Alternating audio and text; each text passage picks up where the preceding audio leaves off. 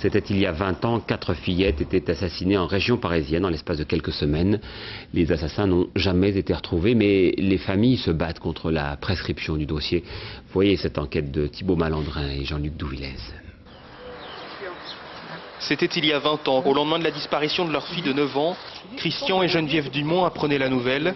Le corps de Sabine a été retrouvé, elle a été violée et étranglée. Ils ont commencé à nous dire qu'ils l'avaient retrouvée, puis petit à petit ils ont annoncé que... Et enfin ils ne nous ont pas tout dit sur le moment, parce qu'on a su après qu'elle avait été brûlée en partie. Sabine avait disparu la veille, à 30 mètres de chez elle. 20 ans après, ses parents ne savent toujours pas qui a tué leur fille. Face aux enquêteurs, sur les plateaux de télévision, ils se sont battus pour que l'affaire ne soit jamais classée. Celle-ci est celle de 3 autres fillettes assassinées en région parisienne au mois de mai et juin 87. Virginie Delmas, 10 ans, disparue le 5 mai, dont le corps a été découvert 5 mois plus tard.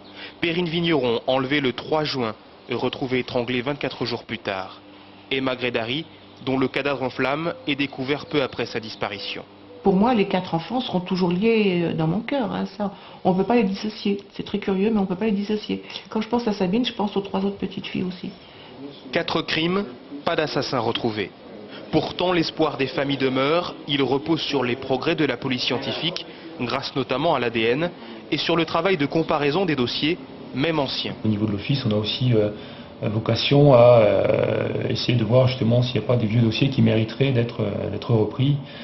À ce titre-là, donc on a demandé très récemment à chacun des services régionaux de faire un inventaire en quelque sorte de ce qu'on appelle les cold cases, les vieux dossiers. C'est obligé que des personnes puissent savoir ce qui s'est passé. Je ne veux pas croire qu'en France, ce genre de crime puisse rester impuni. Ça, c'est même pas, c'est matériellement pas possible dans ma tête de l'envisager.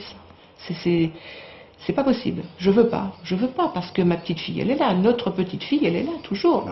Et moi, mon grand désespoir à l'heure actuelle, c'est qu'au bout de 20 ans, le temps passe et je m'aperçois que j'aurai jamais le bébé de Sabine dans mes bras.